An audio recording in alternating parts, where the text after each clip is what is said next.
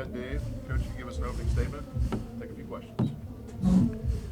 Guys, it's good to see you. Yeah, I think to get a win when you don't play your best, to get a win to when you're almost fighting against yourself, and I think there's multiple times in that game just on the sidelines. We're kind of crying out, "Remember West Virginia." It felt a lot like that. It felt a lot like that game, and to pull it out somehow and to grit it out, all of it is credit to the players for sure, and thankful for their effort and appreciative of their grit. And so, with that, right, when you get a win and you're not at your best, and there's a lot to improve on, I think it shows good for your team. And so we're looking forward to being home. I think the 2 weeks in the road is a whole thing, and so to be home and to be in front of a big crowd and play a really good K-State team that I have so much respect for. Looking forward to that. Take any questions you guys got. Dave, how cool was it to see a game like that from Squirrel after all he's done? Really cool. Yeah, I think Squirrel ran hard. I mean, the dude's like 160 pounds, and is pulling guys with him, right? And old linemen see that, and maybe they're tired and they want to, maybe go back to the where the ball's going to be placed eventually, and they see him, running into dudes that are twice his size, and so that now inspires them to push a pile, and so all of that's just way cool. And so I think, prior to that last one, we're talking about, hey, this is no moss, and so we need a first down, and then that can close it out. And been in that before, where everyone says that in a timeout, and then it's not executed, And so for him to have the awareness of all of it, to do it, is just it speaks so highly of him. So thankful for it. And what happened to Reese? What was his, Richard? Yeah, we're kind of battling kind of a flu bug that's gone throughout the team, and so he's battling that right now. Dave, on your last touchdown drive, it was like run, kind of ran it right down OU's throat. Just how satisfying of a drive was that? Just O-linemen love it, don't they? Yeah. So asking about just that last drive, or that touchdown drive, and so going into the game, not knowing, so previous OU defense early in the year, odd fronts, 4-down fronts, edge pressure, inside pressure, twists, everything. And these last two games, kind of 4-down fronts, some corner pressure, some linebacker plugs, interior stuff, and really that's kind of it. And so not knowing what we're going to get, and then getting into the game, and they brought corner pressure, they brought some mic plugs, and then they brought the jack and the will from the boundary, 5-man hit. And so having to make the adjustments for that, and the identification of all of it, and so that's one thing. But then the other thing was, I think, just the O-line knowing that, hey, we need this, right? We've got to do this to win this game, and that's way impressive to see. And so you can build off of that for sure. Is it just your MO? Is there any hesitation on that 4th and short? No. On that touchdown drive? No. Dave, early in the season looked like a really good team that could close out games. What clicked in the last three for you guys to finish out the win? That's a good question.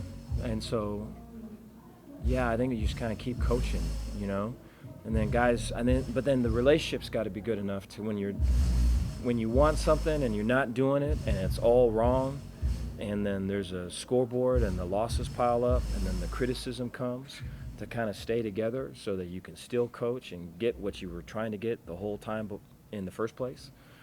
I think losing just complicates things so much, And so I thought everyone really did a good job with that, and staying aligned and not losing themselves in the midst of losing. And so that's allowed us to kind of get back to really who we are, And so I think there's a bunch of learning and growing for coaches, but then there's also a bunch of immaturity that's got to be shed for players. And I don't know. I don't know if there's anything wrong with that. I think that's the truth. And so for all that to go through, a season is tough. You'd much rather go through that in the off season. But we're still kind of going through that now, to be honest. Coach, you guys kept answering the bell every time Oklahoma kind of threw a punch at you guys. What do you think that says about your team heading forward into these next tough games? The growth in just that it's a 4-quarter fight. There was games early on where, there were times I'd be out and I'm yelling and doing stuff. I feel like I'm gonna faint. I could see like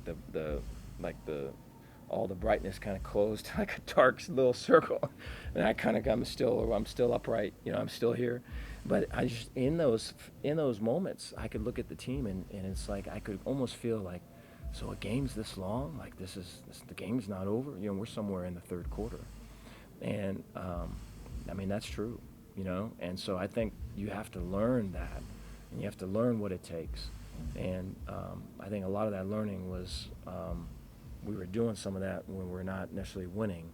And so there's still that learning going on, but to be able to get the wins is a really good sign.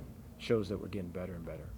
Dave, you talked a lot earlier in the season, BYU game, Oklahoma State game. You told us after, you guys as a coaching staff were kind of questioning how ready your guys were going into those games. Mm-hmm. Have you felt that at all in the last 3 weeks? Well, see, so that would be coaches. That's the coach's fault. So that's my fault, So that's my, I think one of the things that I learned is probably speaking more directly to the team. I think sometimes I speak in metaphors and just all circle around. I think we got young guys, so it's got to be straight, So there's been that, and then I think just being more attuned through the in-between times with our team, and how focused they are, and how intentional they are with that time. So it's not necessarily in a meeting, but the time prior to a meeting, or the time between a period of practice. Like, what does that look like? And it's really a good indicator of kind of what can become, And so all of those things are for me to learn as you learn your team, But I think for them, it's to kind of take ownership that everything they do matters, that there's a standard, and it's not just when the time starts. It's the whole thing. And I think for sometimes you can just hear the words and not really know how important that is. And so I think coaches have the responsibility for that, and I think keep the relationship where it's tight on both sides, where it's not but it's a teaching thing, so that we can grow and be able to fight in these games like we did today. I think is pretty cool. Dave, you forced several turnovers again this week, same as last week. What do you think has been the difference to be able to have that kind of success creating those turnovers? Yeah, turnovers. So we got them a lot last year, and then this year I remember there'd be stretches of practice, 3-4 practices, we would not get a turnover, and we would be doing drills on high pointing the ball, and they would just kind of look ugly, and it would all be so bad.